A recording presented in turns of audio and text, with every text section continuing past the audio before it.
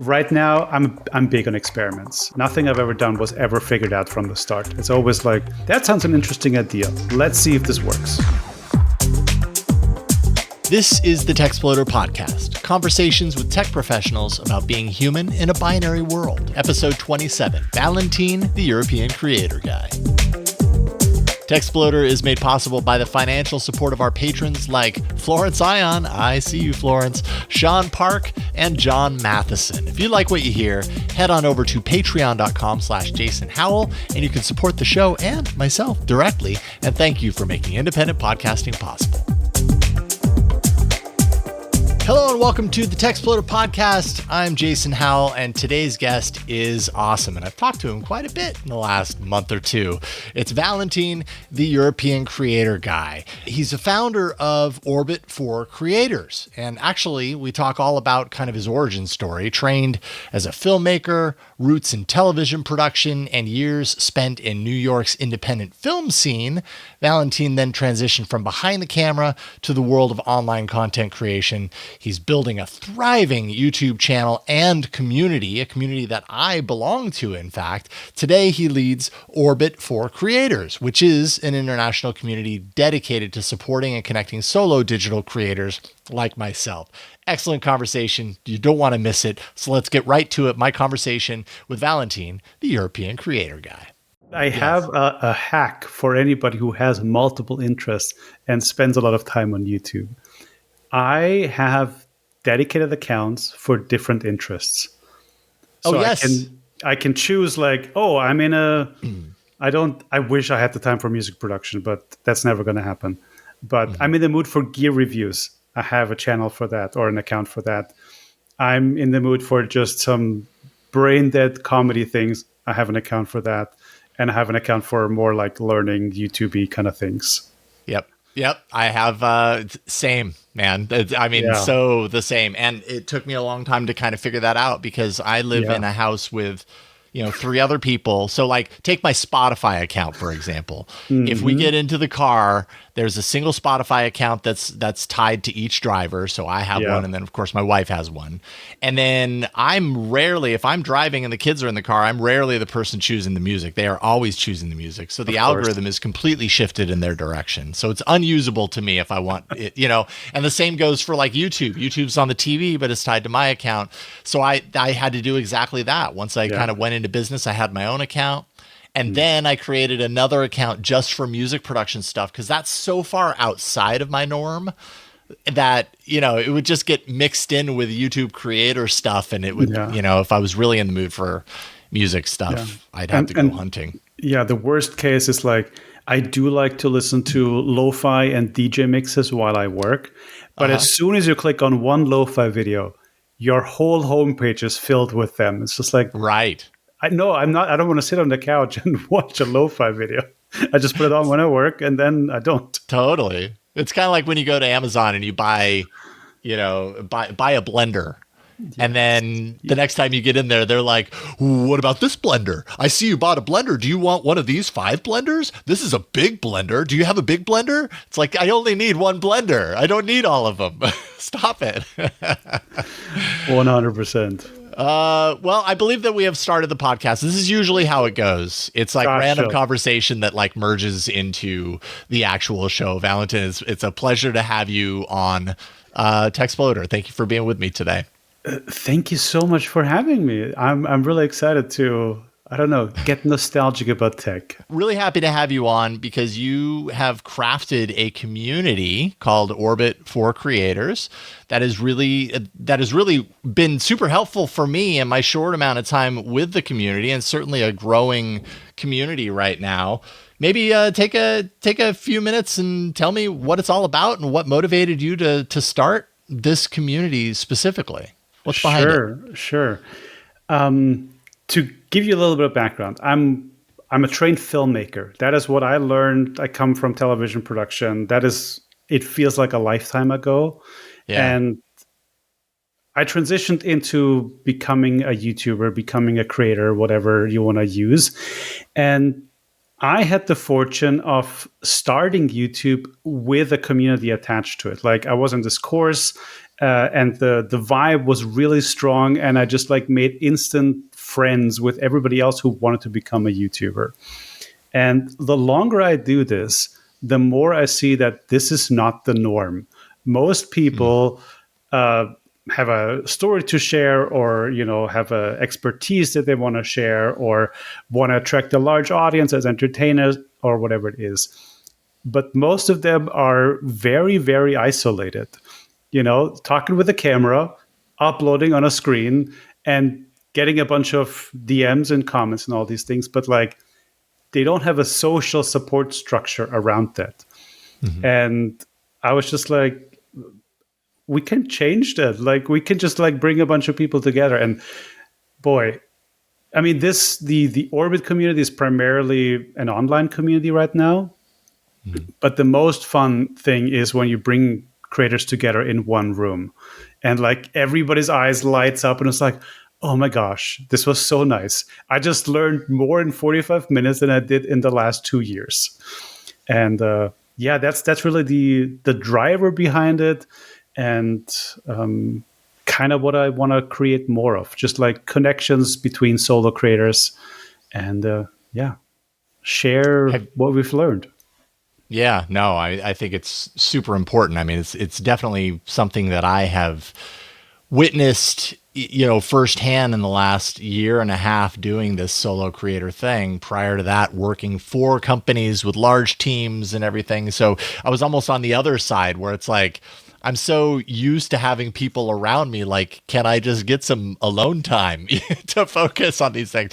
Now I'm clear on the other side, where, it was just like a couple of days ago, I posted in the creator orbit, and just basically like, I'm just having one of those lonely days where, this set that you're watching right now, where I'm sitting at this desk doing what I do day in, day out, from, the crack of dawn until evening. And I love it because it's mine, but it can be really isolating. It can, I don't have that person sitting behind me that I can turn around and just be like, so what did you do last weekend? Like, I need a break. Like, what's new in your life? Tell me what's going on. You need that.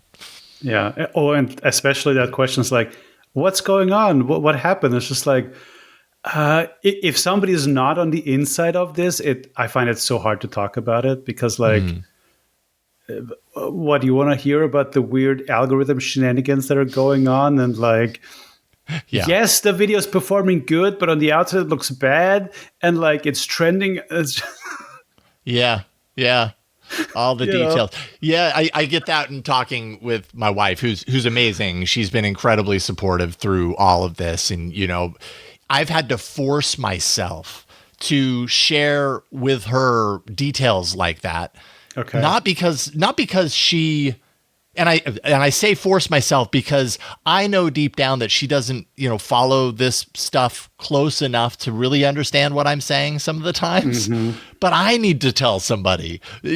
Sometimes you get so much from just speaking it out loud, and from here, being able to share something like this and express like, this was a win that I had. It might not sound like much, but this was really cool. I'm really happy that this happened, and to get that feedback, even if they don't totally understand.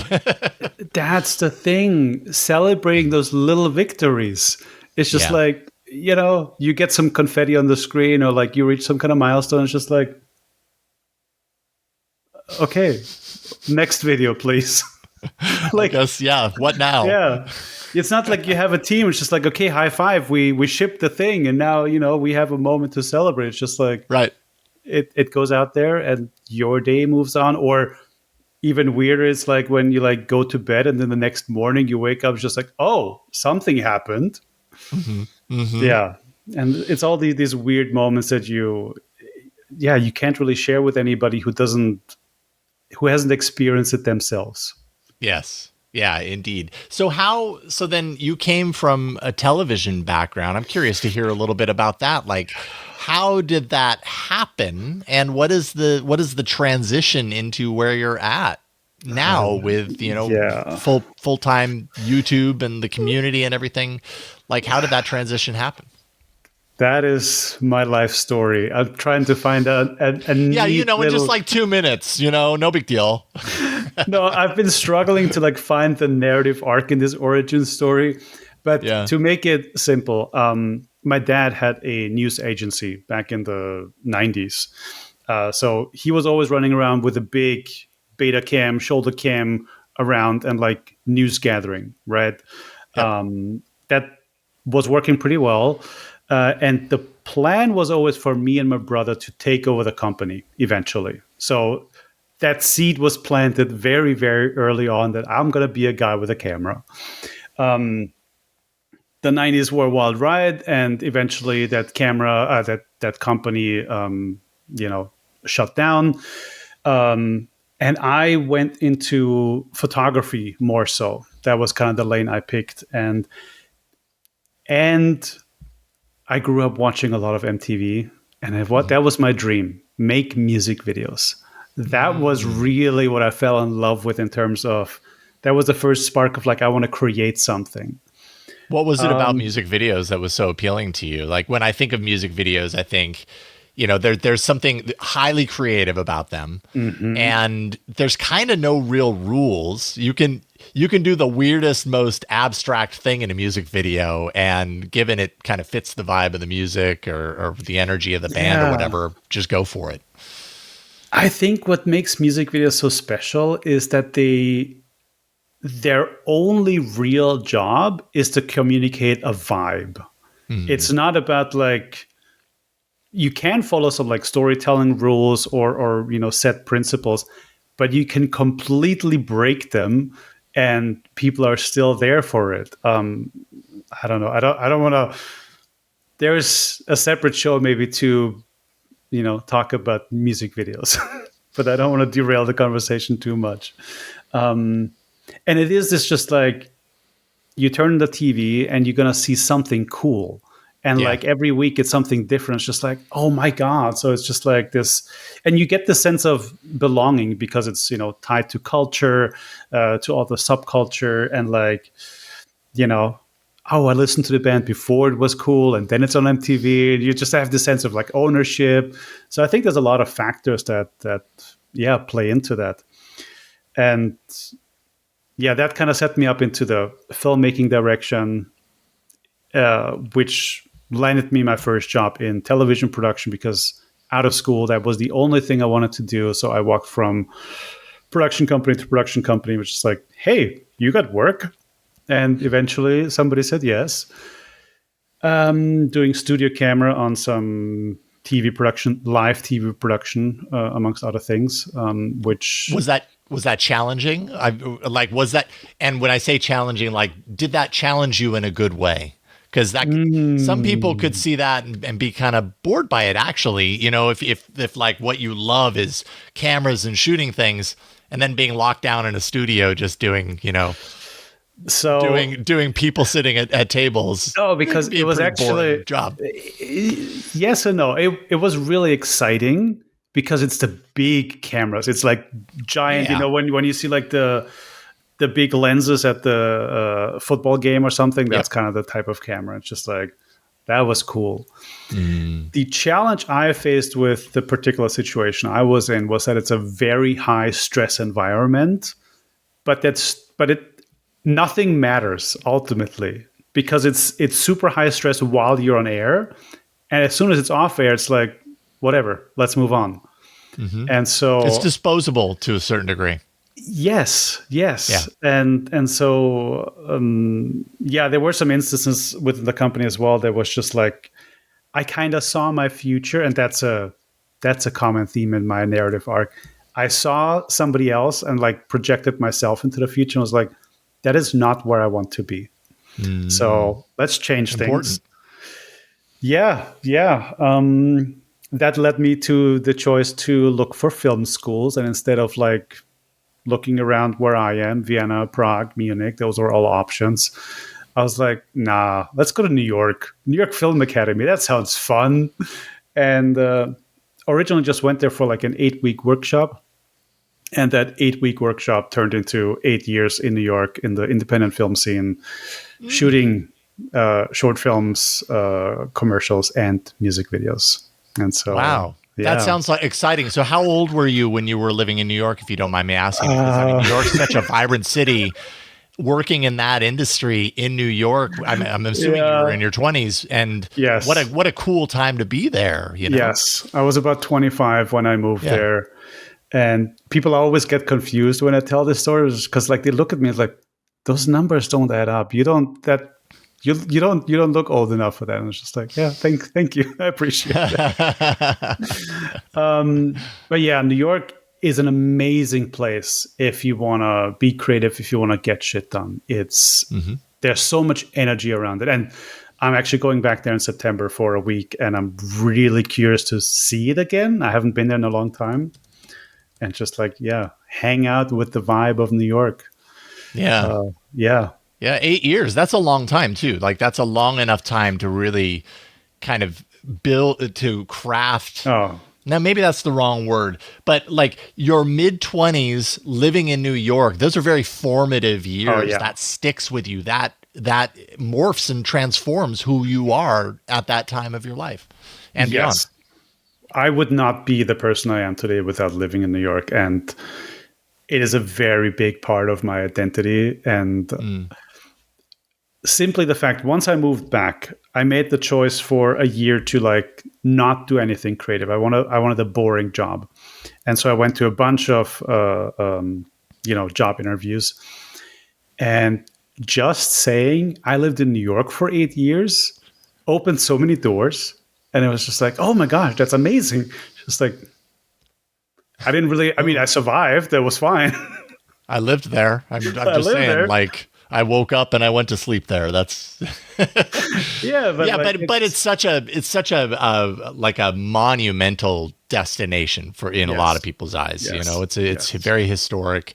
To a lot of people, New York can be equated with success. You know, it's like, oh, you lived in New York, you must have been really good at what you do, because that's where people who are really good at what they do live. You know, and that sort of thing. And it is true. I've seen many people who didn't survive a year or longer in New York.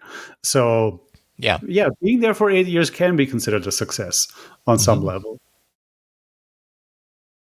So then you were there for 8 years, and then what, did you move back to Vienna from there, or like what brought you back over, and were you still in TV when you came back? So that was in New York. I was just like narrative and commercial film production, some music videos here and there. And I moved back to Vienna just because a lot of things came together, mainly a visa situation that I had the choice to like renew my visa or not. And as much as I love New York and as much as I enjoyed my time there, I grew up in Vienna, the city that's been voted most livable city many times over. And I know what quality of life feels like, which New York has a lot going for it, but it's not quality of life. So me and my now wife decided to let's move to Vienna for a while, see how it is, and take it a little bit slower. Because I bet it's definitely a step down as far as the rapid pace of everything. Did you meet your wife while you were in New York? Did you know her? Yes. Yeah. We met on a film shoot. Beautiful story. Yeah, that's so great. And now she lives in Vienna. That's so cool. Yeah. So very unexpected, but now we've been back here for a few years. And as I said, I was a little bit exhausted from the freelance life of just the ups and downs of hunting the next gig. And especially I had a year where I had a series of creative projects that I was, the director of, and none of them were released. They all ended up in a drawer for one reason or another. And it was just a very frustrating year. And so I decided, screw it. I'm going to find a boring job that I can, make a decent living, but don't have to put my own heart and energy into it. And that might have been the most life-changing job I ever gotten without being very, important. Because I ended up in a marketing agency that was doing a lot of in-store and event promotion for Canon. And I was like, ooh, Canon. I love Canon. Yeah. No, not the first camera, but one of the first cameras I bought was a Canon. And that ties us back to the nostalgia factor. Like the whole DSLR revolution enabled who I am now. Like I could not have been in New York for 8 years without the whole DSLR filmmaking thing happening. Mm-hmm. So yeah, I ended up working for the company, learned a lot about marketing, and started the video department there. And then the pandemic happened, and I had way too much time, and I finally dabbled around in YouTube. And over the pandemic years, it just morphed into like, you know what? I can be creative. I can use the skills I've learned over the last decade without bothering with clients, without bothering about deadlines, and with kind of just being in charge of my own life. And I was like, okay, that sounds cool. So yeah, let's do that. Mm-hmm. And that is what got me onto the YouTube career track. And, now I have a show where I just talk with YouTubers and content creators and try to understand why would anybody do that and how do they make it work. Yeah, it definitely works for a lot of people. And then there's a lot of people chasing that it works for.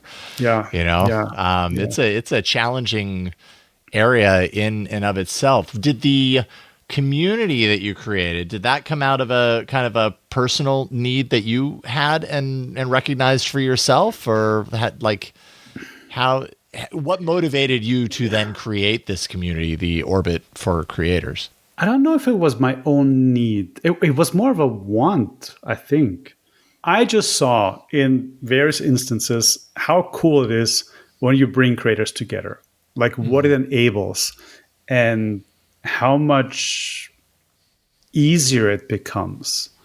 That's also a subplot of my storyline that like I've been in and out of like the groups multiple times. I've had friend groups that were really supportive and really fun. And then there was times where completely on my own. Mm-hmm. And if you're in a group that like cheers for you and like has a common direction, things are so much more fun and things are so much easier. And so, I kind of just piece this whole thing together, and then it becomes like a natural thing to pursue, because I have a YouTube channel where I talk with the creators, and then the community is part of the business model that makes it work, right? Mm-hmm. And it was just a very natural progression, because a lot of the creator economy runs on advertising, which is totally legit. And, if there's any brands out there who want to partner with me, I'm happy to collaborate. But it's not the thing I'm chasing. It is not the thing that I want to peg my livelihood to. I rather provide a happy, safe place to other creative people and make that work somehow. And a term that me and my business coach used a lot was just like, we're building a village for creators, and mm-hmm. that's what I'm trying to do.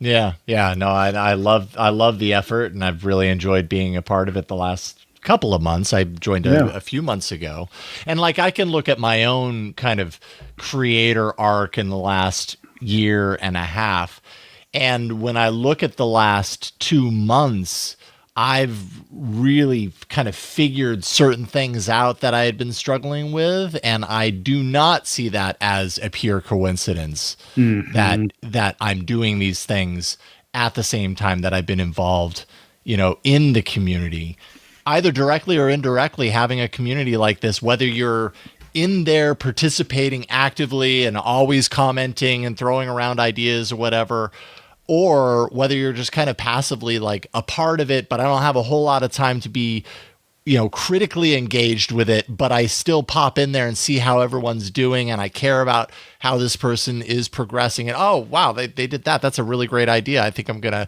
co-opt that idea and try it for myself and everything.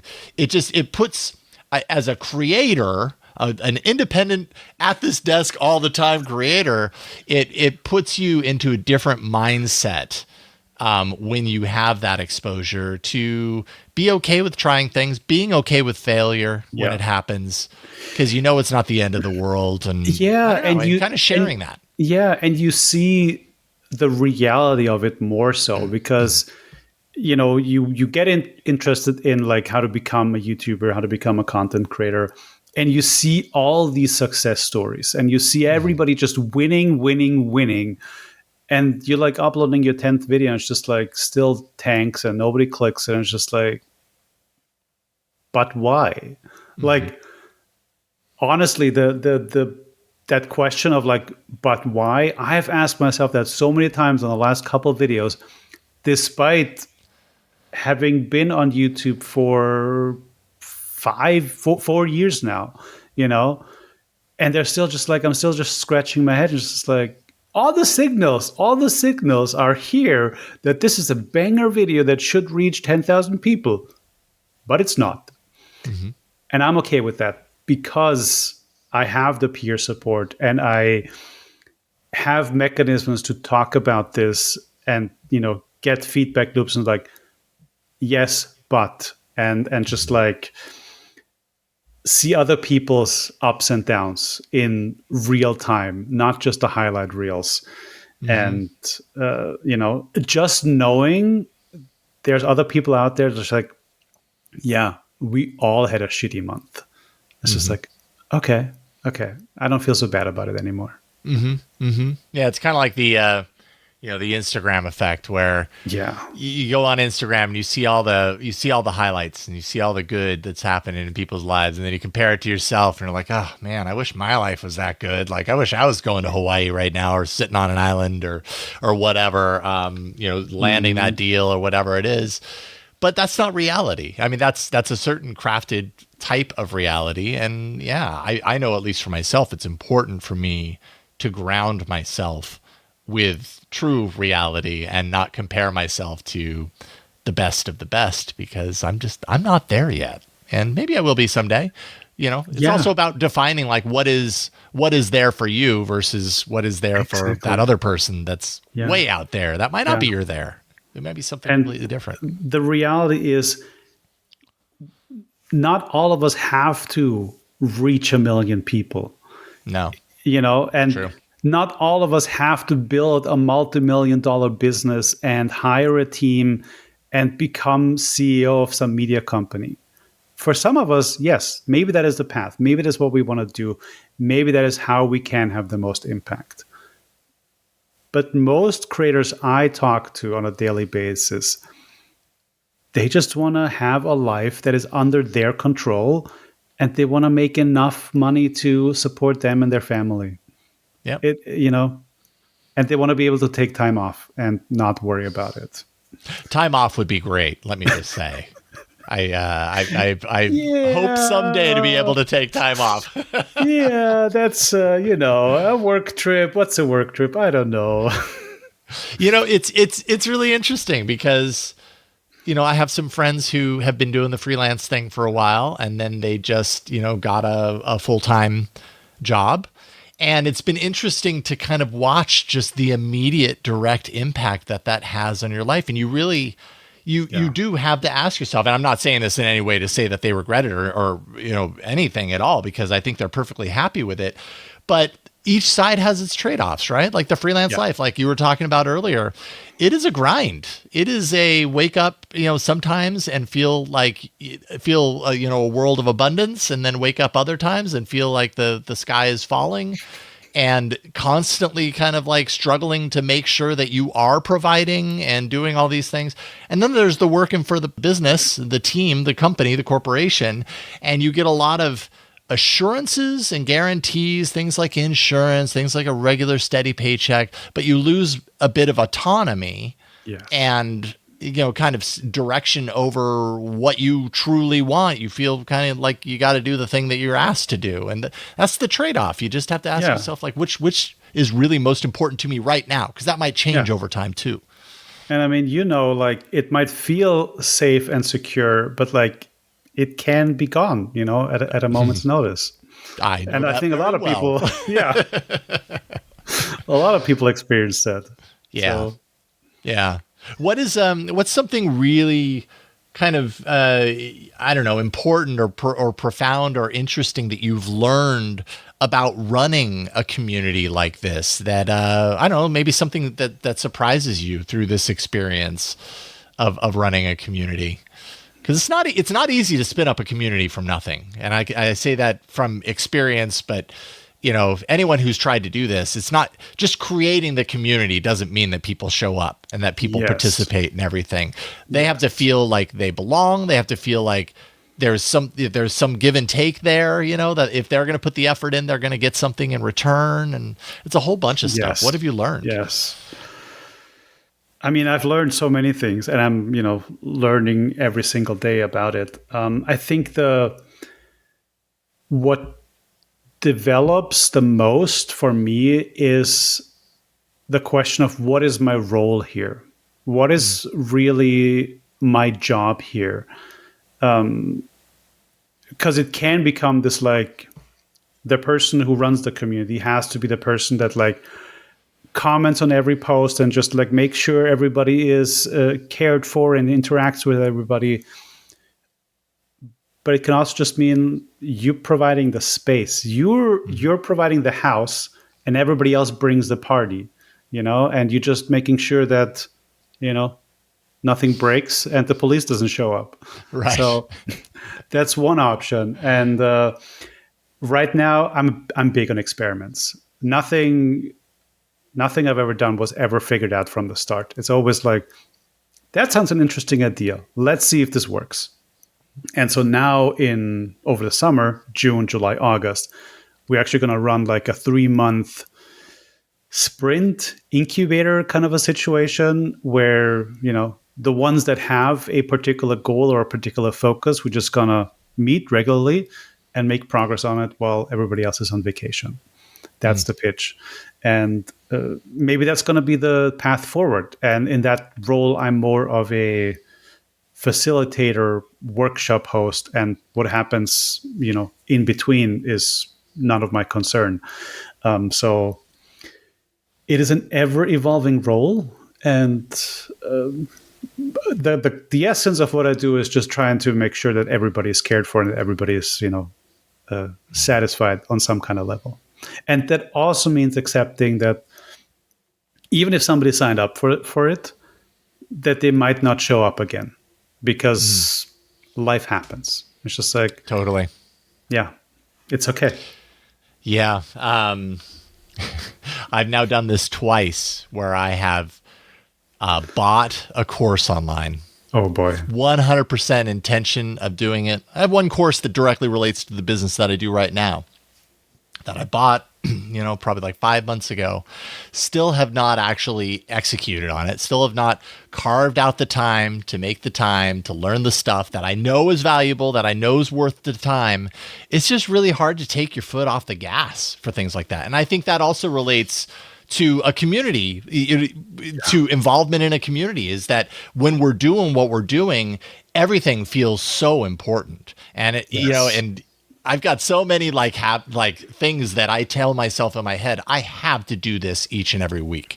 And to take my foot off the gas to then go into another place to participate sometimes is like the right choice. And sometimes feels like, well, I'm doing this, but at the detriment of this other stuff. Can I afford to do that? And that's a hard thing to negotiate, I find sometimes. Yes. And it doesn't matter if you're a creator or self-employed, setting the priority of what is most important right now, that is really the core. That's what you have to figure out. And setting priority, that takes planning, Valentin, and I don't always excel in planning. I like to do my thing and move on. We were talking about it in pre-show. But yeah, that's something I need to work on. That's a whole nother conversation. I really don't want to open that door. Might expose a little too much. Let's take a quick break.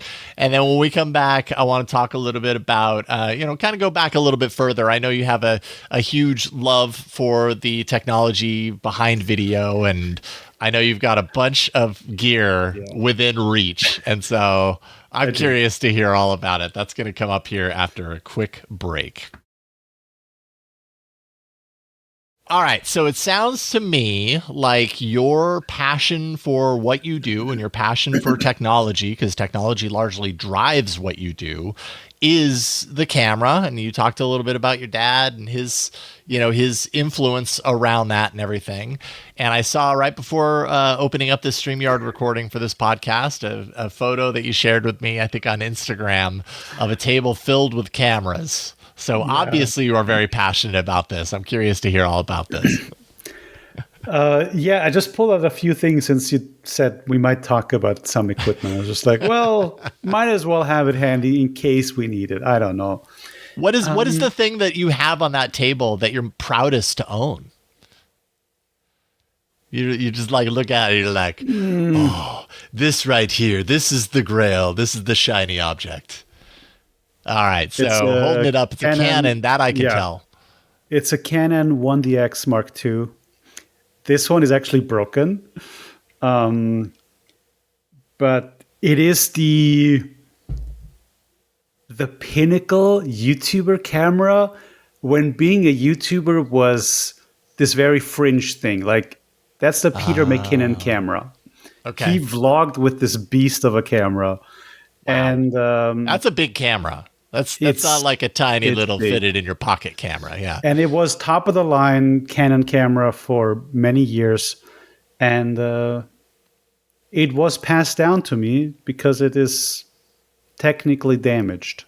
And so it mostly sits on my shelf, but it's just like, it's almost like an award, like a trophy for me. It's just like, I like looking at it as a very well-designed object. And yeah. Is it fixable? Like, could you bring it back to life? Do you want to bring it back to life? I never Is it worth bringing it back to life? So, it might not even be worth bringing back to life because you've got other gear that's better than it. But The glass in front of the sensor has a scratch on it. Oh. So if you put a lens on it and stop it way down, you're going to start seeing scratches on the image. Mm-hmm. I filmed with it. I've taken photos with it. Nobody noticed. So I could use it if I wanted to, but also I don't need to. I have other cameras that do the job better, and this is just I don't know. A token relic. It's a relic. Yes, that's a good word of putting it. Yeah, it's a relic. Yeah. I definitely, back on my shelf, have plenty of relics, and I don't even think, half of them, I don't even know that they power up anymore. But just knowing that I have them, because like I'm so steeped in the world of smartphones and everything, and I've got, these early smartphone models that I couldn't even log into if I wanted to. The battery doesn't hold a charge, whatever. But just having it, it's like, here's a piece of history. This led to something else. This is important. Okay, this has nothing to do with cameras, but I have a iPod Nano product red in my drawer. Oh, wow. And I would love to use it, but the battery is it's unusable. And I've watched the videos of like how to replace the battery. I'm like, no, I'm not going to do that. The product red, that was was that the collaboration with you two? No. I thought it was an AIDS project collaboration. Oh, that's right. Like a charity thing. That's right. Yes. I remember when that's a good looking device. And it just will not hold a charge. You got to keep it perpetually plugged in to use it, probably. For a while, I had it hooked up to a speaker and plugged in. But I don't know, more cables. I want less cables in my life. Fair. I hear you on that one. So you got a table full of cameras. Yeah. Do the cameras that you use nowadays, have they shrunken in size? Like, have you, because some vloggers and everything, they got the little Sonys or whatever they are. I'm not a huge camera person, so I'm just like, give me a camera that looks good. I'm fine to use it. But okay, that is the one takeaway everybody should understand. It doesn't matter what camera you buy. It is okay enough. It is good enough. In 2025, you cannot buy a bad camera. Oh, so true. So true. Asterisks. But it's really hard to buy a bad camera. And I'm kind of, I don't know, maybe that's controversial. Maybe that's like a little bit outside of the norm, but I used to care a lot about cameras when, in my time in New York in particular, when the camera market was developing so fast from the 5D Mark II, the first popular camera that could shoot video on a large format that enabled so many filmmakers. And then came the Reds, the Alexas, the big Sony cameras, the whatever F3, I believe. I knew all the specs. I had a whole page I built for myself that was just pulling RSS feeds. So every morning I could check if there was some camera news. I lived in that world.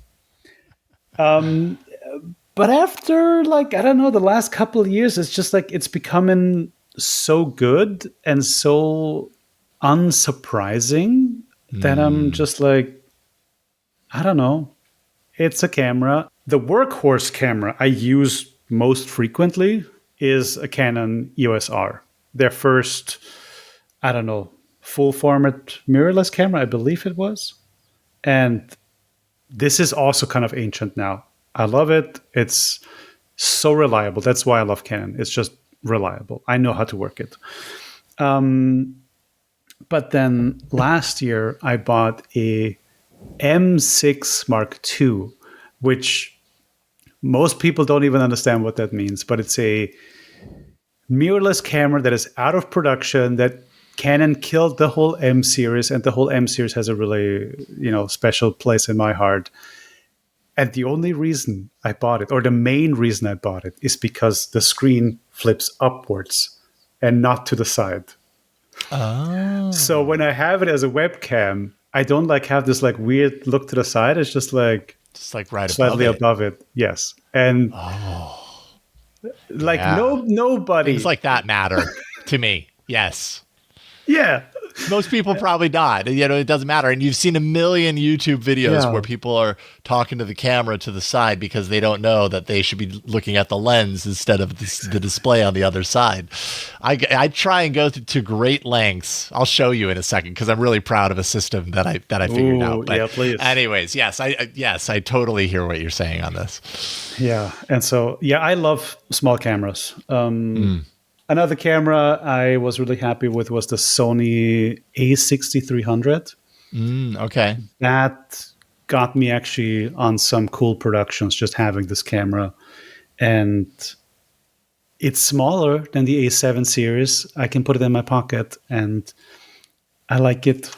For my trip in New York in September, I think I'm going to either rent or buy. I'm going to look at the options. Osmo 3 and some Ray-Ban Meta glasses. Minimal. So you don't have the Osmo yet? No, we have the first generation Osmo. Got it. And comparing the image quality, I mean, it's bad. Yeah. No, the new one is really fun. Yeah. And to that end, hold on, because I have to actually grab this. So pause for a second. Okay. So talking about what we are talking about, this is a weird little contraption that I created here. But what I noticed is I speak a lot better about things like specs and details when I have a bullet point list, sometimes a script, but I don't like, kind of what we were talking about earlier, the looking off to the side and not connecting with eye level, eye contact sort of thing. And so I got curious on whether I could set up, so this is an Osmo Pocket 3. On this United mount. This is kind of the main thing that I found online just very randomly. And then piece together this phone mount right here. Essentially what it allows me to do is I can mount my phone behind the Osmo so that I can pull up my script on the display and it's right behind the lens of the Osmo. And it's a whole... I was so proud. I got it, and I finally, I tested it yesterday. In fact, I did a video with it outside, with a full script. So it's not quite a teleprompter, but it kind of serves the same purpose. And I have to shut down because I have to manually scroll or whatever. But It does the trick, man. And all this to say, the Osmo, the Pocket 3 is easily probably one of my favorite purchases that I've made in this whole journey of mine over the past year and a half. It is so flexible. When you throw that into 4K and, you know, and put it like I love putting the wide angle lens on it, and that kind of gives it a little bit of depth. When I'm showing products, I can hold it up and it'll rack focus right to the product. And then when I take it away, it goes back to me. It's really good at that. It's just really flexible. So I highly recommend it. If you don't have it, I'm sure it's on your list because every creator talks about it now, and it's just really easy to get good stuff out of it. Yeah, anytime I see the footage of the Osmo, I was just like, damn, that looks so good. It does. But also, surprising. I've gotten to a point where I curb my gear acquisition syndrome and don't just buy everything on a heartbeat, especially because there's a service called Grover, no plug here or anything like that, where you can rent equipment. And so, for example, I'm just renting my MacBook right now, because that kind of just makes sense to me. And I've done it before with cameras too. It's just like, you don't always have to buy something. I love buying used gear now. It's cool to buy something in a box, right? It's nice to have this, like, no, this is mine. I'm the first person to open this, and this is my camera. But I don't know. It's kind of like a car, you know? You drive it out of the lot and it's like loses 50% of its value. Totally. Well, and when you spend, gear acquisition syndrome is a thing. I totally have suffered from it many, many times, suffered from gas throughout my life. Yes. But when you're spending, especially the gear that comes with this particular career that we are steeped in, it's not inexpensive. And yet, everything seems like the right solution when you're on the buying end of it. You're like, oh, if I get that, this is going to 10x. This is going to improve my quality. This is going to this and that, whatever. And so often I've found that I get these things and they, sometimes they deliver on that promise, but most of the time it's kind of like, okay, well, it's just another thing that maybe I didn't need to do that. I've got some really embarrassing purchases from the last year and a half that I thought I needed and I've hardly used. And I guess that's why I speak so highly of the Osmo, because I have found so much use for it. It's like, okay, finally, this thing that I did spend a decent chunk of money on, but boy, am I happy that I did, because I use it all the time. I hear you on that.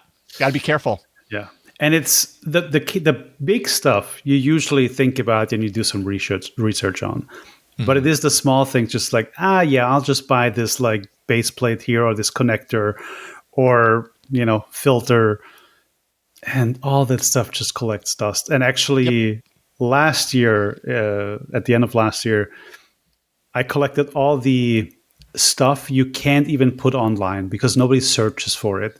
And we just went to a camera flea market and I was just like, here's all the random bits I have lying around. A GoPro Hero, it was like a cube, like a square cube. Nobody buys it if I put it online somewhere on eBay or whatever. But like somebody bought it at the flea market and it's just like, this is exactly what I was looking for. It's like, okay, cool. Now it's out of my hands. And it's right here. I don't have to go through a whole lot of effort. Like, it's literally in my hands. Will you take this for it? Okay, and great. Gone. Camera bags. Yeah. Camera bags. Too many of them. Oh man, I'm just thinking about all the stuff that I have, stashed away back there that same boat as you. It's kind of like, okay, if I could, I'd get rid of this stuff. But no, but again, like it's more work to post it and continue to post it. I've got a whole list of things on Facebook Marketplace that I've been posting for literal months at this point, and it has value. With the right person, someone would buy it. But it just never happens because it's just a little too much friction, I think, for most people. So it doesn't happen. Yeah, exactly. Yeah, it's more time that you spend on something that is not critical to your business. Because if that thing collects dust in a drawer, it doesn't bother me. Yeah. Putting effort into like selling that thing takes away time from what I actually should be doing. Yeah, and the more time you put into it, even if you sell it, the less you actually sold it for. when you take your time versus money, it all diminishes. It's very true. It's no good. I know we're reaching the end of this chat, but I like to ask everyone who comes on, if you weren't doing what you do now, if technology hadn't brought you to this point, and I'm guessing kind of the larger kind of arc of this is, cameras are obviously really important to you. That has created your TV career, that has created your YouTube career and everything. Mm-hmm. If all of those components were missing in your life, you had never discovered them, alternate universe what do you think you would be doing? Like what's another avenue of your life that maybe you're passionate about, or maybe at one point in your life you were very interested in, and if you hadn't got derailed to where you are now, you'd be over there instead of here. As my dad would often say, by the way. That is such a dad Howell thing. But anyways, yeah, I'm curious to know what that is for you. The thing that comes to mind, I put all the creative aspects out of my life, not just the technology, but all the creative influences that I've had. I think there's a real chance I would have gone into physics, something like that, some more research-based profession. But it's way too late for that now. So that's an alternate universe where I'm some dorky researcher figuring out stuff about the universe. And is that to say that you were curious about the universe, or you enjoy the process of research? And if that's the case, I imagine that ties into what you do now pretty steeply, the whole research component. Yeah, the research component is more tricky because school taught me I'm bad at math, and school taught me a lot of things that, I'm working through, some issues here. But I really always enjoyed watching physics documentaries and learning about how the world works. And to be fair, a lot of reasons why cameras work is physics, because you have lenses and they bundle light onto a sensor. And I had so many conversations with customers being like, why does this lens have to be so big? And it's just like physics. You cannot work around that. Mm-hmm. So that's maybe how those two worlds combined. And it's something I'm interested in, but not a career for me. Not nearly as much as what you're doing now. Well, I appreciate that you're doing what you're doing now. It certainly impacts me being part of the creator orbit. Everyone should definitely go check that out, which is orbitforcreators.com. Is that the main place that they can go to find out more about that? Yes, orbitforcreators.com is where you find the links to everything. And would love to see you there. Excellent. Valentin, thank you so much for taking time to chat with me today. You and I have no qualms talking to each other. I'm sure we could do it for hours, and we'll just have to do it another time as well. Yeah, I'm always happy to do part 2, part 3, part 4. Yeah. Thank you so much for having me. This was a blast. All right. Big thank you once again to our guest, Valentin, the European creator guy. I should also mention real quick that Valentin had me on his podcast. All you got to do is search for Orbit for Creators on YouTube. You'll find it. If you happen to go to my YouTube channel at Jason Howell, you also find it linked from there. So definitely check it out. Excellent conversation and kind of a continuation of some of these themes. Everything Techsploder can be found at the website, techsploder.com. You can find all of those episodes from the past archive and future ones appearing monthly. Techsploder patrons get exclusive access to the live pre-recordings of these interviews, also ad-free episodes, early access to some of my YouTube videos, a Discord community, and a whole lot more. We also offer the chance to be an executive producer of this show, and you get a Techsploder t-shirt that's pretty awesome, I have to say. Just like this week's executive producers, Jeffrey Maricini, John Cooney, and WPVM 103.7 in Asheville, North Carolina. Thanks for doing what you do. Patreon.com/Jason Howell. Thanks again to our guest, Valentin. Thanks to you for watching and listening. I'm Jason Howell. We'll see you next time on another episode of the Techsploder podcast. Bye-bye, everybody.